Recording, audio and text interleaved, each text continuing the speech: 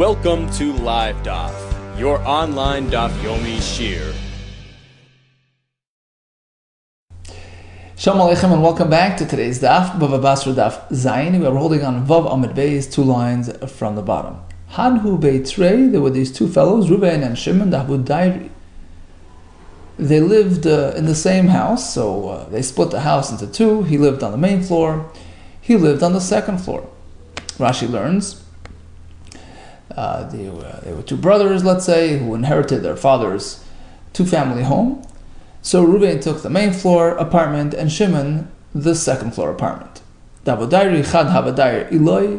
Shimon was living upstairs, and the other fellow, Reuben, lived on the main floor. And one fine day, suddenly Reuben notices that his main floor apartment is slowly sinking into the ground and diminishing his living space. So Reuben turns to the upstairs fellow, Shimon. He says, would you mind rebuilding the house? Come, let's rebuild the house. So Shimon responds rather coolly, I'm living fine and dandy upstairs. I don't need to rebuild the home. So Reuben makes another offer. Look, I'll pay for the expenses. I'll pay for demolishing and rebuilding expenses. So Shimon responds, well, no, I'm not going to cooperate with that. Leslie, I don't have where to live. I don't have a replacement home. So Reuben tells him, he offered him further. He says, I'll rent you a place to live. Shimon responds, no, I'm not interested in going through the whole moving process. So Reuben responds, look, I can't live down there. It's impossible. So he says to him, he says, bow down down to your stomach, basically. And go in like that. And you'll bend again down to get out of the house. So it seems like the main issue here was the doorway, amongst other things. So in any case, that was his a very inconsiderate response. He says, work it out, get in there, get out, figure it out. Amar Rav Chama, surprise, surprise, says Rav Chama, Bedina kama akiv. In as much as Shimon perhaps should be accommodating Reuben's issues, but if you look at the strict halacha, Bedina kama akiv, Shimon can hold back Reuben from renovating the home. But that's only up to a point. That the ceiling downstairs haven't dipped. The beams haven't dipped below 10 tefachim from the floor. Aval matu kishur lamata masora, but the beams have dipped below the 10 tefach, height margin. So now Reuben can compel Shimon to cooperate, because he can tell him, look, where's your floor? It's in my residential area. It's in my dira. You're intruding. If it's within 10 tefach to the ground, that's too low for you to be. Rishus the dira, that's my place, right? That's exclusively mine, because 10 tefach is the minimum to be considered dira, as we have in by a sukkah, right? The sukkah has to be minimum 10 tefachim. So once you go below that, you're certainly intruding into my space. And I'm no longer meshubed. You see, Shimon's whole claim, his whole argument here is, look, the main floor is meshubed. It's bound, it's committed to hold up on top of itself, to hold up the second floor on top of itself, right? It's meshubed to the second floor. But look, he says, now you came down too far. I'm no longer meshubed to you. And now he can force him to cooperate. This is only true to asnu gabi adodi.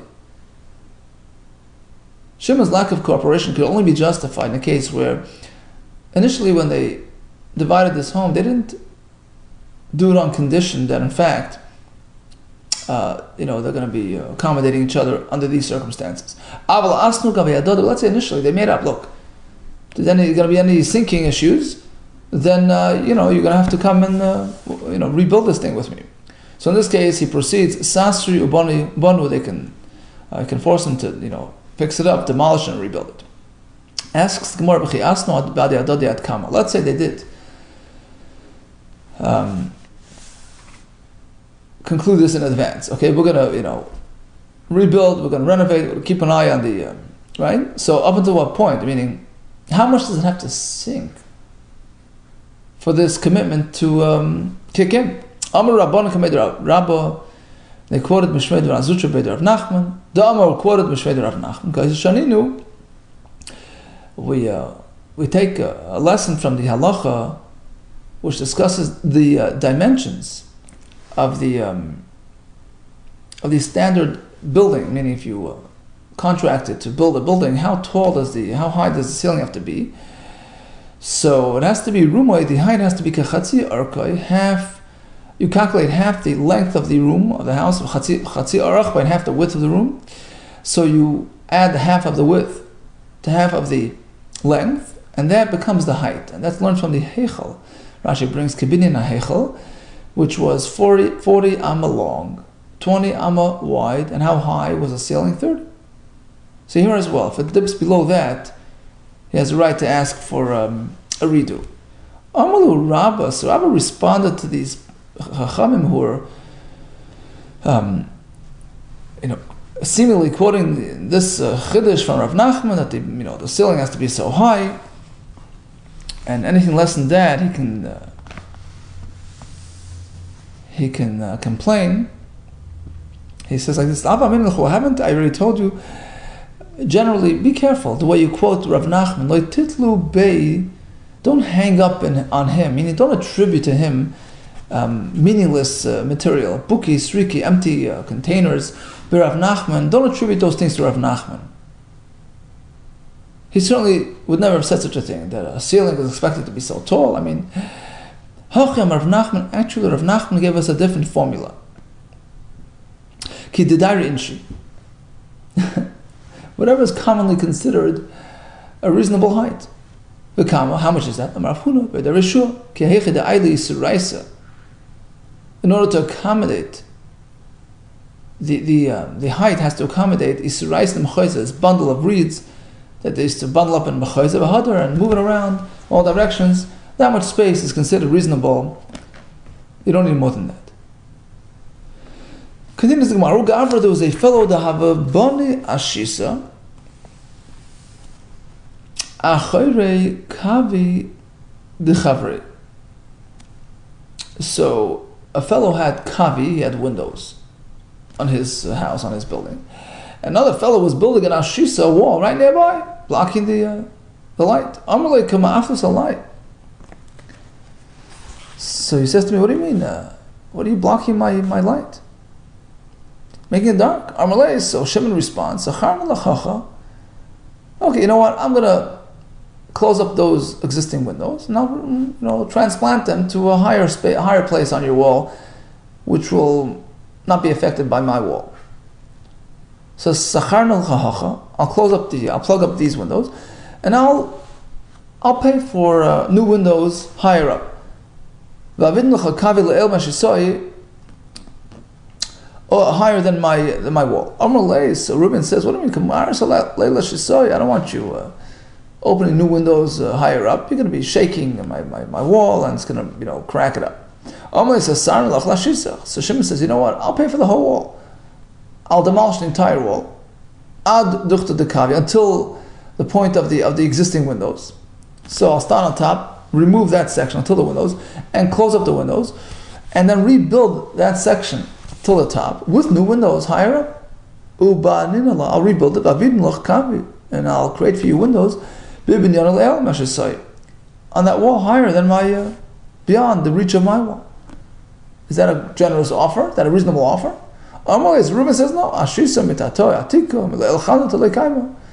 This type of hybrid wall, old wall on bottom, new wall on top, it's not going to stick, it's not going to work. So Shimon says, "Okay, you know what, you have a point. You know what I'm going to do? I'll remove the entire wall, all the way down to the bottom, and I'll rebuild the entire wall with new windows higher up. So Reuben says, "No, one new wall connected to a a building with old walls, like kaima, it's not going to stand, it's not going to stick. She says, she'ein tit hachadash, new cement doesn't really stick well with old nidbak yafa betit hayashin sheyavesh kvar. Okay, so I'm not interested. So the fellow says, you know what, you have a point. I'm going to be even more generous. Sarna, a little cooler base. I'll destroy I'll demolish the entire building. I'll rebuild it with windows in the proper place. Fair? He says, actually, you know what, I don't want to move. I have no way to live in the meantime. He says, I'll rent for you a place. I'm not interested in moving around. No, so who wins? He has a point. Once again, as we said in the previous case, here as well, b'din kama'akev, you can hold him back. Says the Gemara, but this is simply a duplicate of the previous halacha with the sinking building, where you can't, impose yourself on him. Hainuach, isn't this the same exact halacha? What's the point of repeating it? Right? Hainuach. V'asu lamalis, what's the point of Akamashma, says the Gemara? No, there is a special lesson here. The Avagad l'mishtamish, ela tivna ubeitzivi ba'alma, even though this Reuben fellow is not really living in this house. It's just a storage for hay and beitzivi, firewood. Still, he can object. He doesn't want to have to move his material around. Continues the Gemara again with two brothers inheriting a property from their father. There were these two brothers. The paldi b'adadi. They split up a property. Chad matias palida. One fellow ended up with the mansion. Chad matia tarbitza. The other one took the beautiful garden surrounding the mansion. So the garden fellow went ahead. He started building. He built a wall, a pumba das belida, right near his brother's mansion, blocking his light. Look, you're blocking my light. What do you mean? I'm building on my property. You can't object. Here as well, but he's right.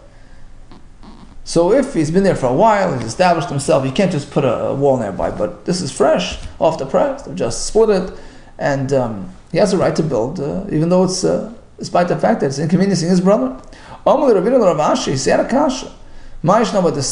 this be any different than the following brisa, which discusses a similar case? Two brothers, split a property, split their father's estate. Reuben walked away with a vineyard. Shimon walked away with a grain field, which is next to the vineyard. And there's an issue of kalayim, right? You can't plant so close to the vines. So So the vineyard fellow can plant until the end of his vineyard, and he's going to obliterate 4 amos into the grain field. Basically, that's where he's going to bring his animals to pick and to process to maintain his vineyard. So basically, he spills over a bit into his brother's property. Why? This was understood when they split the property at the Balakerem will utilize part of the grain field, just like their father did. So, bottom line, what do we see? That you have privileges and rights and maintenance claims. So here as well, the mansion fellow can say, look, I need my sunlight. Why are you blocking my... So he says, no, big difference. Hassam, in the case of the vineyard, the Olala Doti, what happened was that Reuben, who took the vineyard, compensated Shimon for that strip of property that he's going to be occupying. But in our case, with the mansion and the garden, what do you mean to say? Nobody compensated each other? Are we speaking about silly, deranged people? Why would they agree to such a unbalanced, lopsided distribution of the assets? The high shekel aspelida, Reuben will walk away with a mansion, $1 million home. The high shekel tarbitz, and Shimon walks away with a garden, a measly garden. Without compensating each other for the vast, difference in value. So how can you assume there was no discussion or they didn't work out the numbers?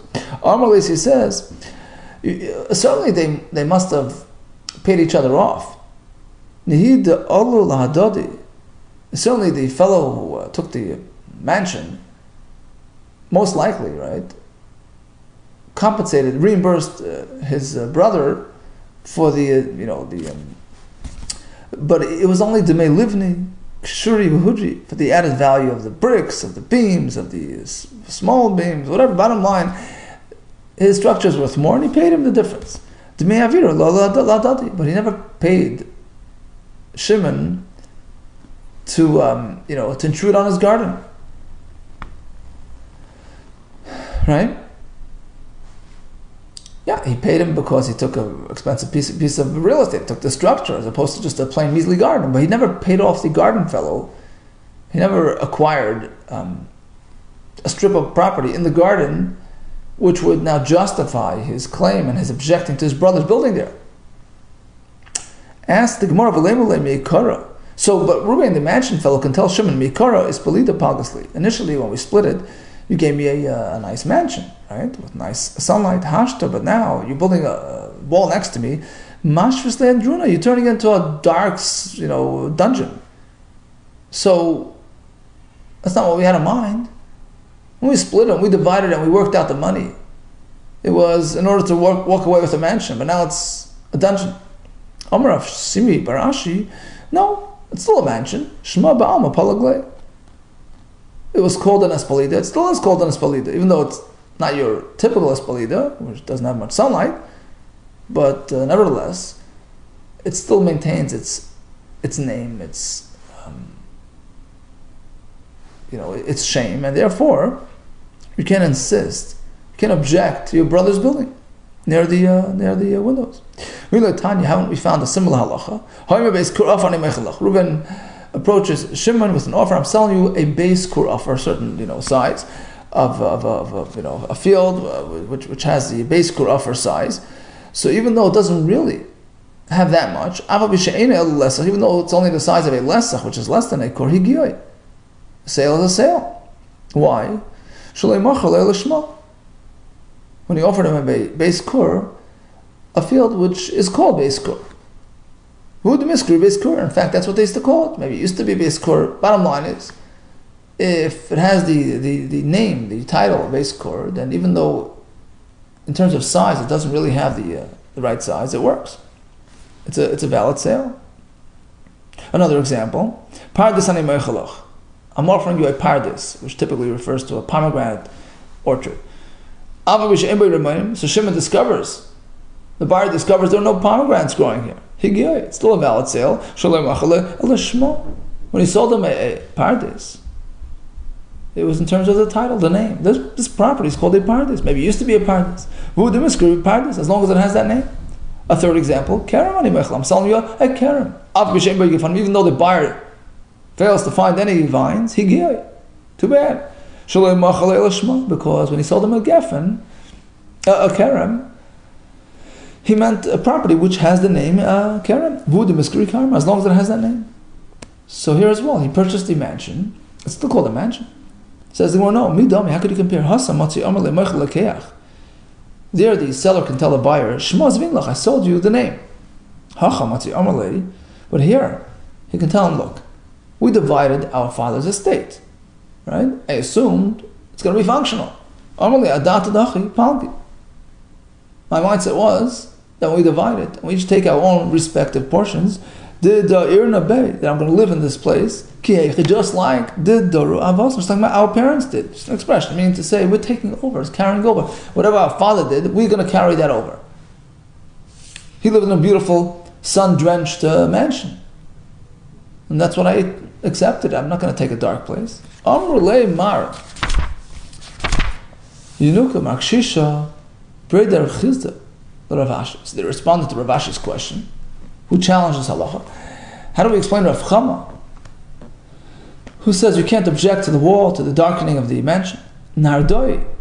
This is a reference to Rav Chama, who was from the resident, was one of the Nardoi residents. Nardoi Tamayu.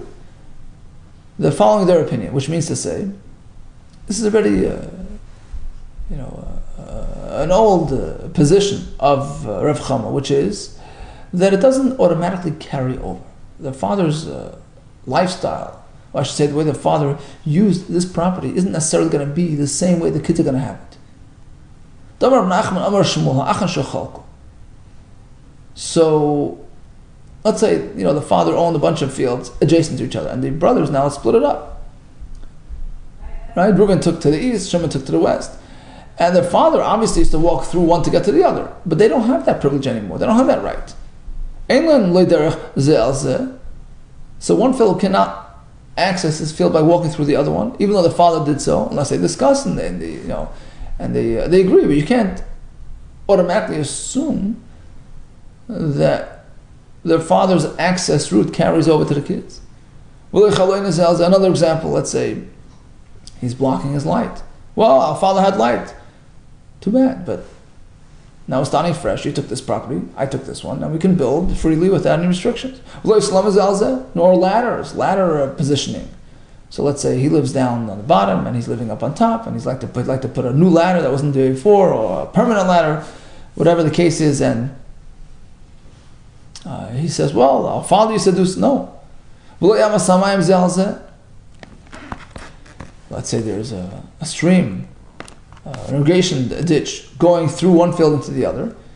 The inner fellow can't say, well, I want to continue using your field as access. No. And this is Rav Nachman Amar Shmuel's statement, and he adds by saying, Shmuel added by saying, Hizaraban, be careful.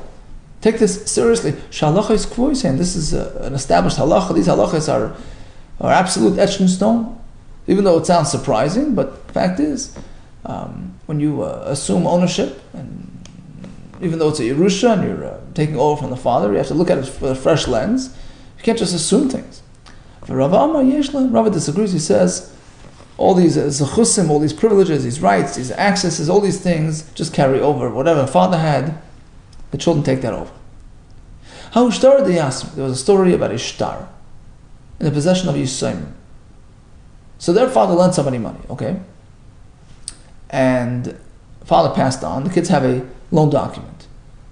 Suddenly this fellow, the Leiba, produces a tavra, a breaker, which basically means a shaver, a receipt, right? Indicating that he paid up the loan. It only surfaced today after the father passed on. What do we do? Amrav Chama. So the Yisayim are underage, right? Under Bar Mitzvah. Amrav Chama, we're stuck, we're in limbo. We can't collect on the loan document because there's a shaver, right? But on the other hand, the mikra likarim, we don't discard of the loan document, we won't tear it up. We just, leave it in limbo. Why? He explains, we can't collect on it, the nafak tavar. After all, there's a shofar, which indicates that he paid up.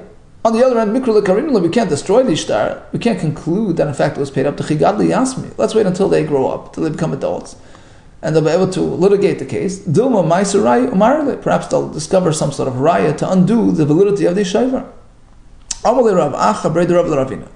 What's the conclusion? Meaning, do we in fact adopt Rav Chama's halacha? Amar Leis, he says like this. Remember, we had a whole long list here, all kinds of cases. He says in all these cases, Bekulu, Hilchas Rav Chama, and all previous halachas, we adopt Rav Chama's opinions. Levar Metavar, except for the most recent case of the Shoivar, where he casts doubt on the validity of the Shoivar, because there's a Hadi. There are two Eidim signed on that receipt. B'shakru l'machzakina, we don't assume that they're liars. So although these are Yisayimim and etc., but the fact is we have a document which indicates that it was paid up. Mazrut Rav Maria Amar, no, he disagrees. Even in this case, we do adopt Rav Chama's opinion. We do cast doubt on this recently surfaced receipt. You know why? It's fishy. Something suspicious. If in fact it was a valid shaver, it should have been produced during their father's lifetime. Why suddenly is it showing up today when there's no father to object? Okay, the fact is, the fact that they didn't produce it today, is a raya, then in fact the leiva, the borrower, he forged it. It's a concocted document. Says the Mishnah, we have people living in a courtyard. So basically they had houses opening into a front yard. Right? From there they would go into the street, and around the chutzner there's a wall, there's sometimes a fancy gateway with a base shar, a gatehouse on the outside where the guard would stand, That's one purpose, or another purpose would be to keep the pedestrians, the street traffic away from the doorway. They shouldn't intrude on the privacy of the people in the chutzner. So they can sort of compel each other. The people in the chutzner, the local residents, can force each other to contribute to the chutzner fund, chutzner building fund. They can force each other to live nice base shar, to chip in for the base shar, bedelas on the doorway and the door of the chutzner for their yard. That's the Tanakama. Rabbi Shimon. Isn't so clear cut. Like chatzeros, you're assuming every chatzer requires a base shar. It's not so. Like all chatzeros, not every chatzer requires a base shar. We'll see in the Gemara exactly when it does. Now, anybody living in a city has to contribute to the security of the city, right? Kaifin oisei live nice la'ir. They can force each other to contribute and build for the city chayma, a wall with lasayim, doors, a briach, and a bolt, a lock. Rabbi Shimon no, it isn't necessarily so. Not every city requires a chayma. Only the ones that are need protection. How long is a fellow going to live in town and already be considered a local resident with respect to municipal obligations? The answer is 12 months. Let's say he purchased a place of residence in town, then immediately he turns into a resident, and he has to contribute. So we learned that the people in the chutzner are compelled to contribute to the Beis Shar. So you mean a Beis Shar is a positive element in a chutzner? Remember the Beis Shar mal yusei? It's something good? Is that what you mean to say? And therefore it justifies, compelling all the residents to contribute. There's a story about a pious man. He had a regular audience, regular meeting time with Eliyahu Navi. And one time, it so happens that Avad Beis Shar, he built a gatehouse around the doorway to his yard, which kept the people away. And Eliyahu no longer came to speak to him. Apparently it wasn't something noteworthy, something commendable. Says the Gemara, the answer is like this. Depends how the Beis Shar is situated, where it's located, and whether it's going to interfere with aniyim who come and call out to the residents to help them with stucco. If the Beis Shar is on the inside of the doorway, so it's like a sort of a semicircle, creating this sort of vestibule on the inside of the chutzner's doorway. So in that case, there's an issue because basically there's a double layer of protection blocking out these sounds from the street, because we're assuming that the gate of the chutzner is closed, and beyond that there's another protective wall, right? That semicircle, that Beis Shar. So you will not hear the ani calling in to get stucco. That's a problem. But the case of the Mishnah speaking, where the Beis Shar is on the outside, which basically allows anybody to technically walk into the Beis Shar. It's open. I mean, it's like a semicircle, but it's open on one side, so you can walk in there. And now you're only confronted with a doorway, with a door, a gate between yourself and the inside of the chutzner, which allows it to call in and solicit tzedakah. So that's okay. You always have another way to explain this. Havam Barai, the Mishnah and the story with Eliyahu Navi speaking where the Beis Shar was located outside the exterior of the chutzner. The Kasha answers like this: Hadis leidelas. Hadlas leidelas depends if it has a door, which would allow the ani to go into the Beis Shar. Another option. Havad is leidelas. Either way, it has a delas. The Kasha answers like this: Hadis leipesachas. Hadlas leipesachas. One has a handle, a door, a handle of some sort that you can actually open the door from the outside. Rashi says like a lock with an embedded key, which allows access. It doesn't have that access, then you're having a problem. Same another pshat. Either way, it has a pesach. The kasha answers like this: depends where the lock and the key is situated, in which direction it's pointing. If it's pointing inward, in which case the fellow outside can't access the area, that's a problem. Whereas the Mishnah speaking where it's on the outside, which technically allows anybody to open up, walk in, and call in for help. So you have to contribute to the chutzner expenses. Tanya, Rav Shimon, not every situation justifies a Beishar. Rather, Ella depends where it is. Ella Chatzar hasmucha lushas rabim. The Chatzar is right near the street, so you have the passerby peeking in. Ru'il Beishar, and there Beishar is in place. V'she'ena smucha lushas rabim, but it's not near the street. You can't force him to build a Beishar, pay for the Beishar. In a Ru'il Beishar doesn't really justify for a Beishar. For Rabbanan disagree. They say in all cases, because Zimnin the Dachi, although it's not right on the side of the street, still, right? The Bnei Rosh Hashanah sometimes, fill up the street, and they're going to, turn to the side and end up standing right near the Chatzar, even though the Chatzar is a little bit inverted from the street, but they'll end up spilling over to the Chatzar, and it's going to intrude on the privacy of the Chatzar. So it justifies there as well. Now we move over to the city. They make the chayma, etc. But Rabbi Shimon Gamliel, he says no. Not every city requires a chayma. Rather, the city right near the border, exposed to the elements, to the right. So there, there a chayma is justified. But if it's not at the edge of the country, and not exposed to the to the goyim, there it doesn't necessarily justify a wall. Rabban disagree. Zimnan the mikru v'asi gaisa, even if it's not it's not a border town, still it can happen that mikru v'asi can happen that a gaisa, marauding troops, can come by and rob the city, and therefore in all cases a chayma is justified. So once we speak about contributing to the chayma, how do we distribute the responsibility amongst the residents? Is it equal for equal, or is it as per your wealth, or right? When they collect for the chayma, which is meant to protect the residents and their possessions, right? So lefina fashas goyven, is it sort of a head tax? You have a certain amount per person, or is it as per your net value, your monetary worth? Because after all, that's what you're coming to protect for. So basically, a person who has more to protect should pay more in proportion to his wealth. Amar Leis, he says, "Lefi mammon goyven." Yeah, that's the way to do it. In accordance to wealth, with the mammon of a person, which is the primary purpose for building the chayma altogether, to protect from robbers.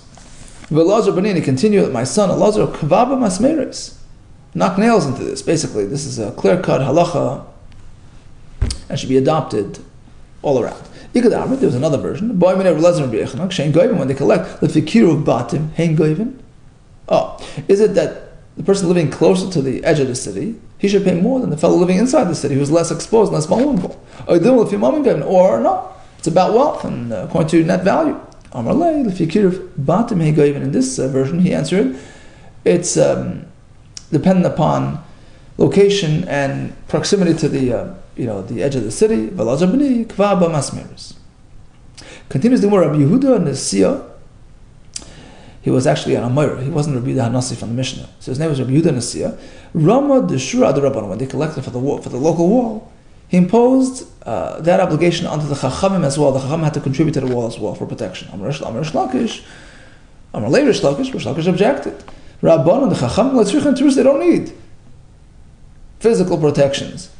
Their Torah, their spirituality affords them full protection. You can't ask them to pay for the wall. The Chsiv, as the pasuk says, I count them, and they're more numerous than the granules of sand. What does that mean? Esprem laman. Who am I counting? Am I counting the tzaddikim? They're more than sand.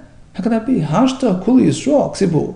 Regarding the entire nation of Israel, it says compared to the sand, right? Tzaddikim atzmam nechol yirun. How could the tzaddikim who are a small percentage of Klal Yisrael be greater in number than sand? Elochikam, around the pasuk means like this. Hashem is saying, Esprem l'maaseim shal tzaddikim nechol yirun. I count the good deeds of the chachamim. They're greater than sand. What's the connection to sand?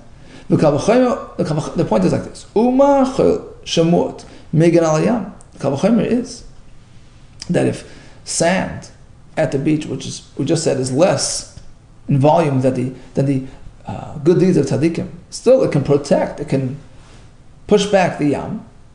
Megan alayam, ma'aseim shel tzaddikim shem rubim l'koshkin. Certainly, the ma'aseim of tzaddikim, which are greater, more in number, have the ability to protect and preserve the safety of the tzaddikim. Shemaginim alayim, right? So when Rish Lakish, who responded to Rabbi Danasi and held that the Chachamim are discounted from this obligation, when he came to Rabbi Yehuda, Rabbi Yehuda says, good point, but you know what? Why don't you bring him a right from Shir Hashirim? My taimele, meha, you could have sourced your concept in the pasuk in Shir Hashirim, which says like this: Ani chayma v'shodek hamigdoles. What is that going on? Ani chayma is Torah. Chayma, the wall is Torah. V'shodek hamigdoles. My breasts are like the towers, the watchtowers. What is that? Elu tamid hacham. So ani chayma is Torah. Torah protects, and the shadaim, the ones who feed, who provide, who teach, those are the tamid hachamim, and they're all protected. The Torah is the chayma. Right? Torah protects them, and they protect. Like watchtowers, the rest of the nation. So you see that they're automatically protected. Rish Lakish, the reason why he didn't opt for this pasuk. So look, Rosh Rava, he had a different explanation. Like Rava on this pasuk, Ani chayma zu Knesset Yisrael. Chayma is going on Klal Yisrael. Rashi says compared to a chayma because they keep away from assimilating with the goyim. The goyim atzmam, they create sort of a fence around themselves to maintain their holy lifestyle. What is that going on? Elu batik nesis, but the midrash is the place of davening and learning, which feed Klal Yisrael, so to speak, spirituality and provide them with a ruchnius Torah experience. Kamigdolos, there are our watchtowers and protect us. The bottom line, according to this approach, it isn't necessarily an indication of Tamid Chachamim being protected. It's just Klal Yisrael is a chayma. So bottom line, that's why he went to the other pasuk to bring out his point. Okay, so in summation, we started with a story of the main floor sinking, where he could not compel the upper fellow to be involved in rebuilding unless it got to real, drastic, desperate situation. Similarly, we have a person with a mansion, another fellow with a garden. Here as well, he cannot object to the building of the wall nearby. This is all Rav Chama speaking. Then we have the story of the two brothers. Sorry, the middle case was the case where he had the windows, right? And the fellow was blocking the windows, and the fellow offered to rebuild part of the wall, the whole house. No. Then we have the story of the fellow with the mansion and the garden, two brothers. And again, according to Rav Chama, each to his own. You can't really, you don't have any claims on the other fellow. Rava disagrees. He says whatever the father did, they just carry over. We have the story again of the shtar with the shoivar. Rav Chama put it in limbo, and the maskana was, and all the halachos we pass like Rav Chama. We got in the last case of the shtar, that was a difference of opinion. Next mission, the Gemara discussed the residential dues that are due to be paid by the Chatzer's residents, by the city's residents, and we concluded that the Chachamim do not have to contribute to the Chayma because they are spiritually protected. All the best to you, and Hatzlacha.